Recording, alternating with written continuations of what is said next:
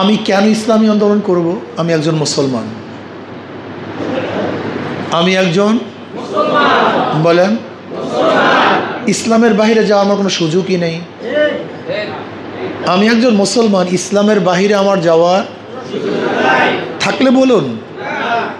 ধরে নেন এখানে যারা আছেন, একজন মুসলমান নামাজ পড়ে না, রোজা রাখে না, কিচ্ছু করে না, ইবাদত করে না। আমি যদি তাকে বলি ভাই তুমি ইসলাম পছন্দ করো কি করো না, সে কি বলবে? কথা বলেন। যদি বলে করি না, কি অবস্থা রেখে বলেন? খুব ভালো মতো বুঝবেন, একজন মুসলমান যে নামাজ পড়ে না, রোজা রাখে না, ইবাদত করে না, আমি তাকে যদি বলি যে তুমি কোরআন ও সুন্নাহ মানো কি মানো না, সে কি বলবে? যদি বলে মানি না, বিশাল ব্যাপার, ইসলাম থেকে খারেজ হয়ে যাবে। একজন মুসলমান আমি যদি তাকে বলি তুমি আল্লাহর নবীকে নেতা মানো কি মানো না, সে কি বলবে? যদি বলে মানি না, মারাত্মক মারাত্মক। দেখেন আমাদের মধ্যে অনেক প্রশ্ন আছে, এর মধ্যে একটা বড় প্রশ্ন, হুজুর আমি আওয়ামী লীগ করি, আমি বিএনপি করি, আমি জাতীয় পার্টি করি, আমি কি মুসলমান না? এটা ব্যাপার আছে কি নেই? ধমকি দিয়া বলে হ্যাঁ আমরা কি মুসলমান না, আমরা নামাজ পড়ি, রোজা রাখি, আওয়ামী লীগ করলে কী হয়েছে, বিএনপি করলে কী হয়েছে, জাতীয় পার্টি কী হয়েছে, আমি কি মুসলমান না? একটা প্রশ্ন আছে কি নেই? আচ্ছা বলেন তো, অনেক মুসলমানে মদ পান করে না, সুদ খায় না, ঘুষ খায় না, আমি কি বলবো এটা ইসলামের কাজ? হ্যাঁ আমি বলবো ভাই যদিও তুমি মুসলমান কিন্তু তোমার কাজটা ইসলামের কাজ না। তোমার মদ পান করাটা এটা ইসলামের কাজ না। তুমি মুসলমান, তোমার সুদ খাওয়াটা এটা ইসলামের কাজ না। তোমার বেবিচারে লিপ্ত হওয়া এটা ইসলামের কাজ না, এটা ইসলামের কাজ না। আমি একজন বিএনপির ভাইকে বলবো, জাতীয় পার্টির ভাইকে বলবো, একজন আওয়ামী লীগের ভাইকে বলবো যদি তুমি মুসলমান কিন্তু তোমার কাজটা ইসলামী কাজ না, তোমার কাজটা বলে কেন? প্রত্যেকটা দল একটা নীতি আদর্শ আছে। বিএনপি কি বলে? আমরা ডেমোক্রেসি চাই, গণতন্ত্র চাই, বলে কি বলে না? আওয়ামী লীগ কি বলে? আমরা সেকুলারিজম চাই, ধর্মনিরপেক্ষবাদ চাই। এগুলি সবই একটা আদর্শ। আমরা কি বলি? আমরা ইসলাম চাই। দেখছেন, কেউ চায় গণতন্ত্র, কেউ চায় ধর্মনিরপেক্ষ, কেউ চায়। এখন আপনি কোথায় যাবেন? গণতন্ত্রে যাবেন? আপনি কি ধর্মনিরপেক্ষবাদে যাবেন না ইসলামে যাবেন? এই ডিসাইড আপনাকে করতে হবে, এই সিদ্ধান্ত আপনাকে নিতে হবে। ক্লিয়ার কার কথা? এগুলো সবগুলি আদর্শ, একটা নীতি। আমরা অনেকেই বুঝি না। আমরা মনে করি এমপি সাহেবের কাজ খালি রাস্তা করা, ঘাট করা, পোল করা, ব্রিজ করা। এমপি সাহেবের কাজ কি শুধু রাস্তাঘাট ব্রিজ করা? এমপি সাহেবের কাজ হলো আগামী বাংলাদেশ কোন নীতি ও কোন আদর্শে চলবে সেটা নির্ধারণ করা। আগামী বাংলাদেশ কোন নীতি কোন আদর্শে চলবে, কোন আইনে চলবে, এইটা নির্ধারণ করা। এমপি সাহেবের কাজটা কি? যে মদের আইন থাকবে কি থাকবে না এটা নির্ধারণ সে করবে। এমপি সাহেবের কাজটা কি? বাংলাদেশে জেনা চলবে কি চলবে না এই আইন সে প্রণয়ন করবে। এমপি সাহেবের কাজ কি? ইসলামের পক্ষে আইন চলবে না ইসলামের বিপক্ষে আইন চলবে এইটা নির্ধারণ করা। আপনি কি ভেবেছেন? আপনি এমপি নির্বাচনটাকে কি ভেবেছেন? আসলে আমাদের দেশের মানুষ, আমি অনেক সময় চিন্তা করি, আল্লাহ আমাদেরকে জ্ঞান না দান করার কারণে আমাদেরকে গরু ছাগলের মতো গলার মধ্যে রশি। আমাদের অবস্থা হলো আমাদেরকে যে যেরকম বুঝায়, বুঝের আগেই আমরা সেই পথ ধরি, মনে যা চায় তাই করি। আমি যেই কথাগুলো বলতেছিলাম যে একজন এমপি সাহেবের দায়িত্ব হলো আগামী দেশটা কোন আইনে চলবে, কোন নীতিতে চলবে, কোন আদর্শে চলবে, ঠিক না ভাই? এটা নির্ধারণ করার দায়িত্ব আপনাদের। আচ্ছা বলেন তো আপনারা কি চান?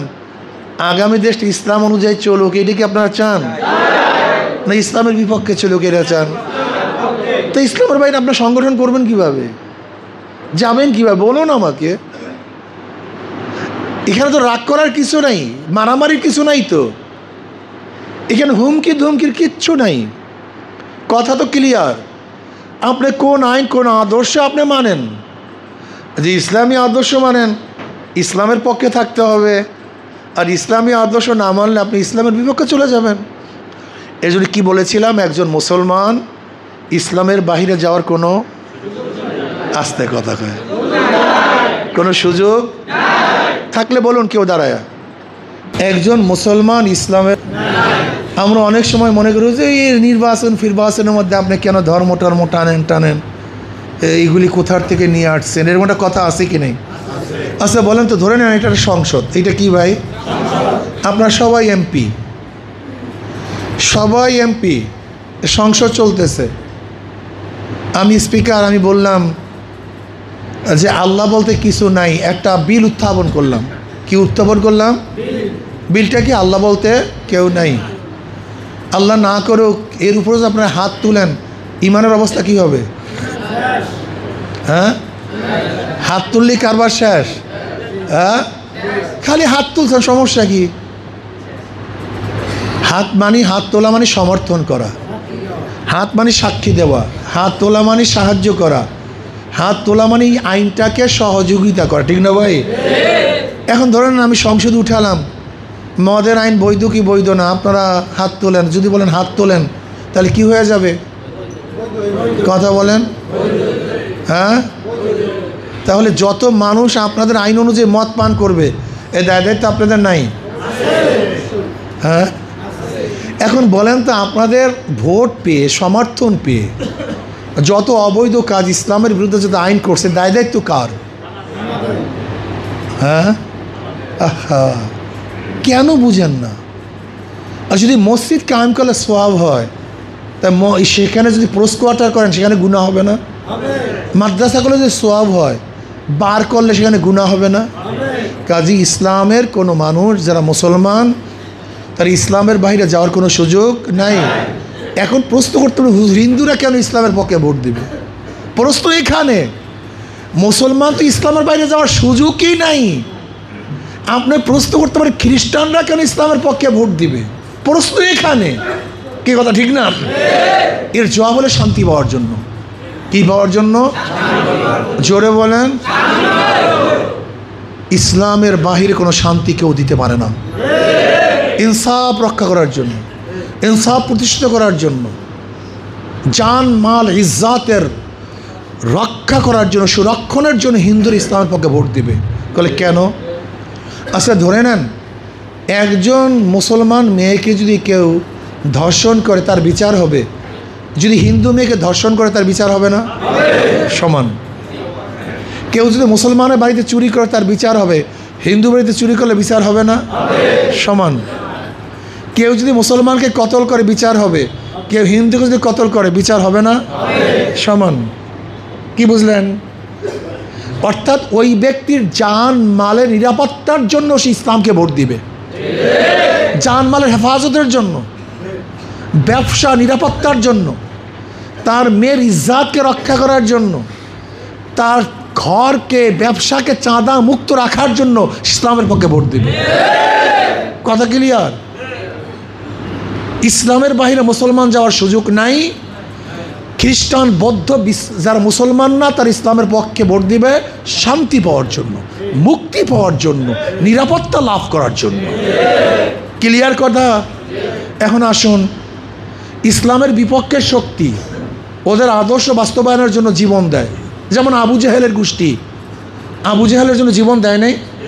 70টা মরছে খালি বদরে, 70টা মরিয়া গেছে একেবারে ডাইরেক্ট। 70 জন অ্যারেস্ট হয়েছে। খোদ আবু জাহেল নিজে মরিয়া গেছে হককে প্রতিষ্ঠা করার জন্য, ঠিক না ভাই? কি কথা বলেন না কেন? হককে প্রতিষ্ঠিত করার জন্য না।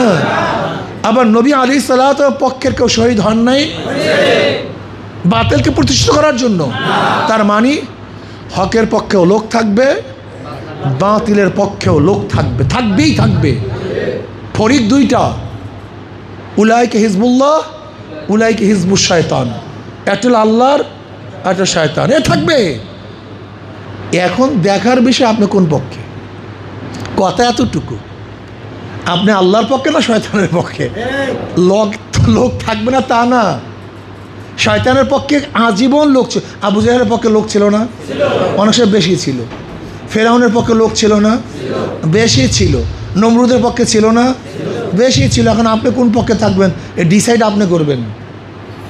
বেঈমানের পক্ষে লড়াই করছে, ইসলামের পক্ষে লড়াই করছে। এখন আপনি ইসলামের পক্ষে লড়াই করবেন না শয়তানের পক্ষে লড়াই করবেন, ডিসাইড আপনার। শয়তানের পক্ষেও জীবন দিচ্ছে, ইসলামের পক্ষেও। এখন আমি ইসলামের পক্ষে জীবন দেবেন না শয়তানের পক্ষে জীবন দেবেন, সে ডিসাইড আপনার, সে সিদ্ধান্ত আপনি নেবেন। থাকবে না তা না, গ্রুপ দুইটা, একটা ইসলামের গ্রুপ আর ইসলামের বিপক্ষের গ্রুপ। আমি আগেই বলেছি, মুসলমান মদ পান করলেই সেটা জায়েজ হয় না, ঠিক মুসলমান করি অন ইসলামিক আদর্শ করলেই সেটা জায়েজ হয় না, সেটা বৈধ হয় না। যাই হোক, আমাকে বলছে আমি এখান থেকে নির্বাচনে, আসলে আমি নির্বাচন করবো সিদ্ধান্ত নেই। আমি বরিশাল 5 থেকে নির্বাচন করবো সিদ্ধান্ত নেই, কিন্তু আমি চাই বরিশাল 5 আসনে হাত পাকে বিজয় হোক, এইটা আমি চাই। এর জন্য আমি আমার খেদমত যতটুকু প্রয়োজন, আমাকে যেখানে কাজে লাগাতে চান, আমি আপনাদের সহযোগী হিসাবে আমি কাজ করব ইনশাআল্লাহ। কিন্তু যদি মনে করেন হুজুরে দাঁড়ায় এটা ভুল, এ কাজ আমার না, এটা আমার একার কোনো দায়িত্ব না, এ দায়িত্ব আমাদের সবার। ইসলাম কি আমার, আমার বাবার, আমার দাদার, এটা আমার সবার। দাওয়াত আমি একা শুধু নেতারা কেন দাওয়াত দিবে? এ দাওয়াতের কাজ সবার। মেহনত শুধু নেতারা কেন করবে? এই মেহনত আমাদের সবার। যদি আজকের থেকে এই ছোট্ট একটা কাফেলা বিজয়ের আশা নিয়ে, বিজয় হবই হবে ইনশাআল্লাহ, এরকম দৃঢ় প্রত্যয় নিয়ে ছোট্ট একটা কাফেলা যদি মাঠে ঝাঁপিয়ে পড়ুন, যুগে যুগে দেখা যায় সুশৃঙ্খল ছোট্ট একটা কাফেলা বিশৃঙ্খল বহুত বড় কাফেলার বিরুদ্ধে বিজয় অর্জন করছে। যেমন বদরের ময়দানে মুসলমানদের সংখ্যা ছিল ছোট, বেঈমানদের সংখ্যা ছিল, কারা জিতছে? কথা বলেন। মোহাম্মদ বিন কাসিম রহমতুল্লাহ আলাই মাত্র 5000 সৈন্য নিয়ে রাজা দাহিরের 1,00,000 সৈন্যের বিরুদ্ধে বিজয় অর্জন করছে। তারেক বিন জিয়াদ রহমতুল্লাহ আলাই মাত্র 5000 সৈন্য নিয়ে স্পেনকে দল করে ফেলাইছে। সুলতান মাহমুদ গজনবী রহমতুল্লাহ আলাই মাত্র 17 জন সৈনিক নিয়ে ভারতটাকে বারবার দখল করে ফেলাইছে। সুশৃঙ্খল ছোট্ট একটা বাহিনী বিশাল এক বাহিনীর বিরুদ্ধে যুদ্ধ করতে পারে। কারণটা কি? আমাদের মধ্যে ইমানি জজবা আছে। কি জজবা আছে? ইসলামী হুকুমত কায়েম করার স্পৃহা আমাদের মধ্যে আছে, ওদের মধ্যে সেটা নাই। ওদের মধ্যে ক্ষমতার লালস, আর আমাদের মধ্যে ইসলাম প্রতিষ্ঠা করার লালস। ওদের মধ্যে খাওয়ার লালস, আমাদের মধ্যে ত্যাগের লালস। ওদের মধ্যে চাঁদা করার লালস, আমাদের মধ্যে চাঁদা ফিরাবার লালস। ওরা মানুষের থেকে নেয়ার লালস, আমরা মানুষকে দেয়ার লালস। ওরা মানুষের জুলুম করতে চায়, আমরা মানুষকে খ্যাতবোধ করতে চাই। পার্থক্য আছে কি নেই?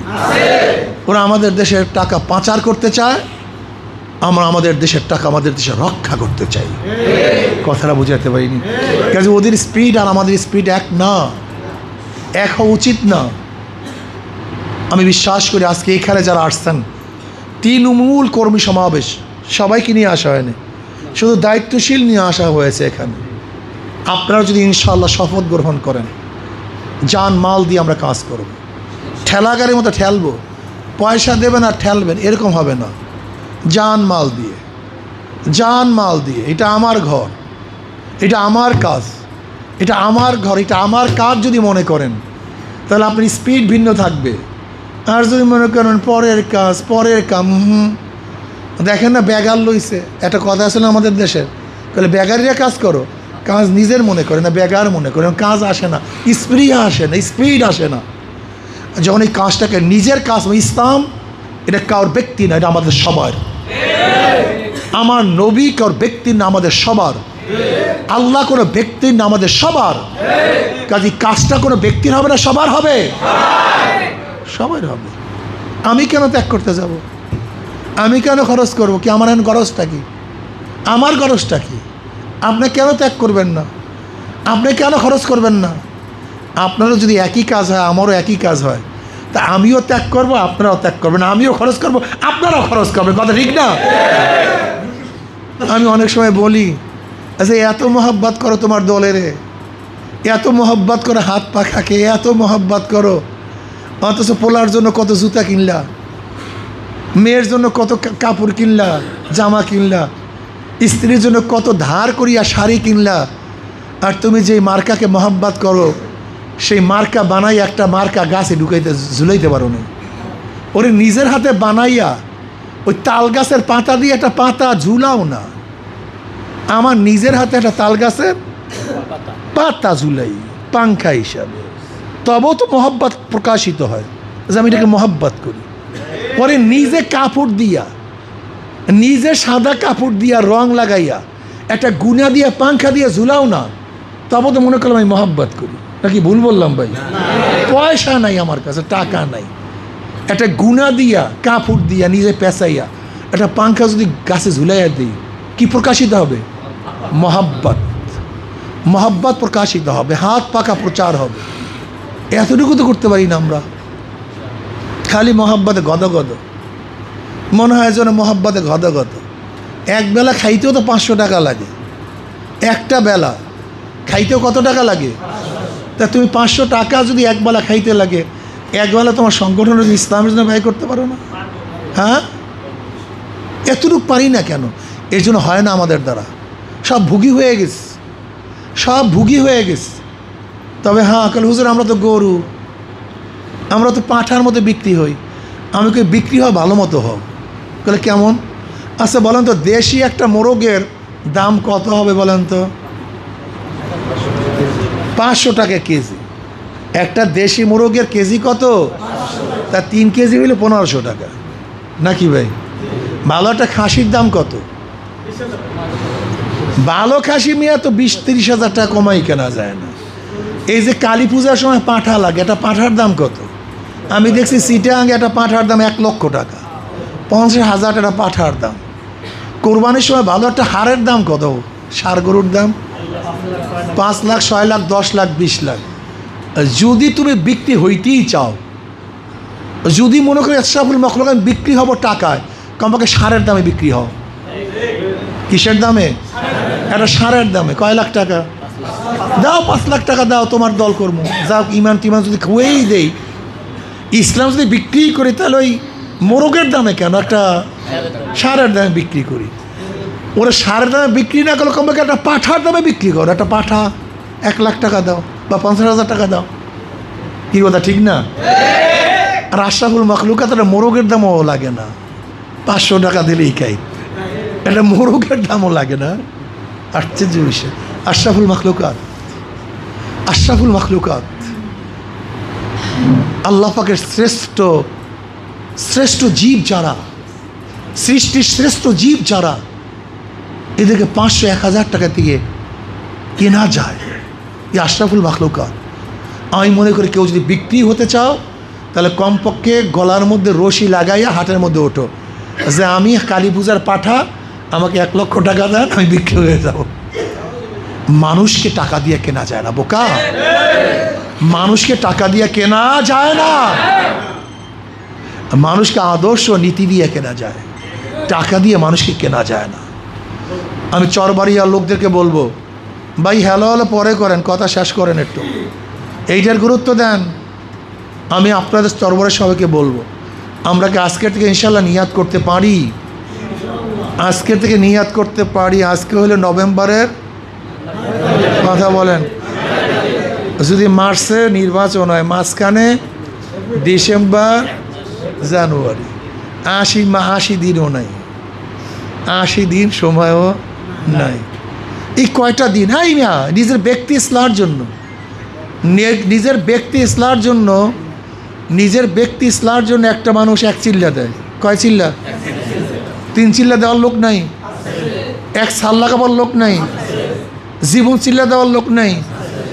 যদি ব্যক্তি ইসলামের জন্য একজন মানুষ 1 মাস চিল্লা দিতে পারে, 3 মাস চিল্লা দিতে পারে, তাহলে ইসলামের জন্য ব্যক্তি চিল্লাও এবং সমাজকে পরিবর্তন করার জন্য ব্যক্তি চিল্লার দরকার আছে কি নাই? আপনি কি বুঝছেন?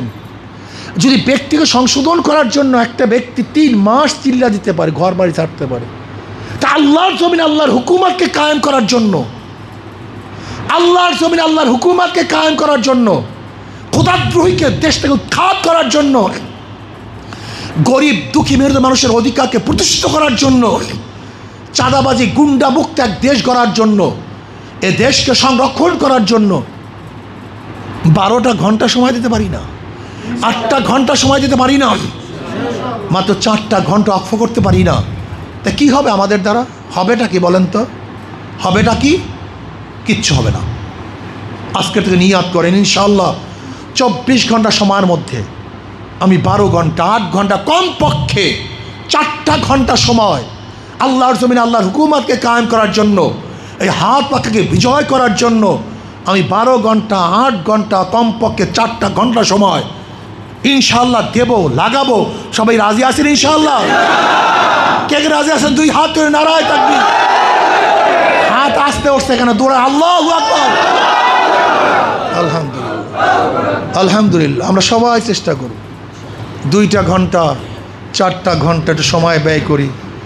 আর যেই জিনিসের পিছনে ত্যাগ নাই, ওই জিনিসের মহব্বত নাই, কিছু অর্থ খরচ করিয়েন।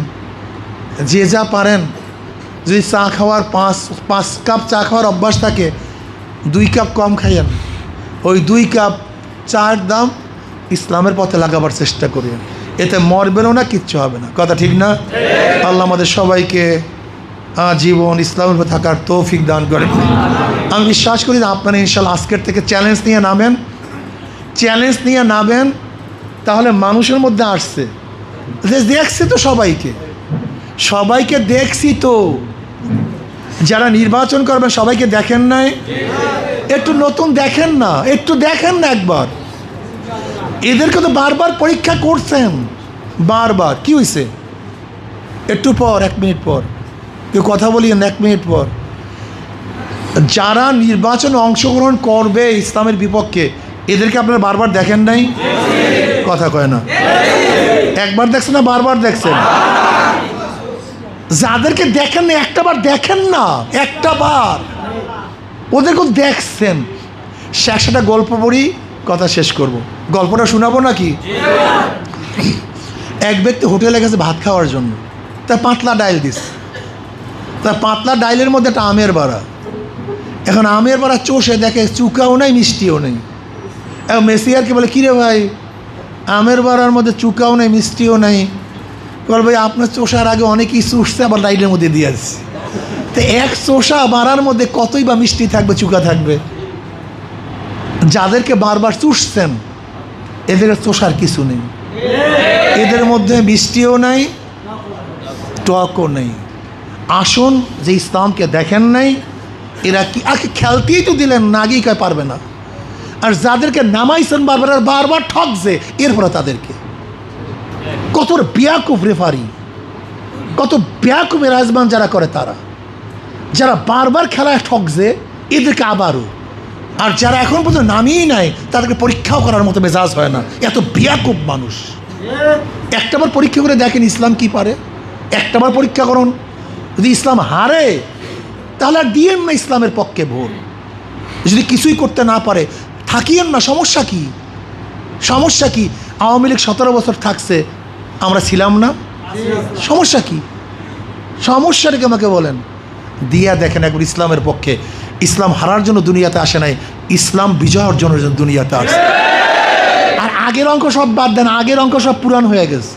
আপনি দেখছেন নিউ ইয়র্কে, আমেরিকা নিউ ইয়র্কে দেখছেন, ট্রাম্পও সমস্ত ধনট্টরা মিলিয়ন মিলিয়ন ডলার ব্যয় করছে, কিন্তু হারাতে ওই আগের অঙ্ক এখন নাই, পুরান হয়ে গেছে।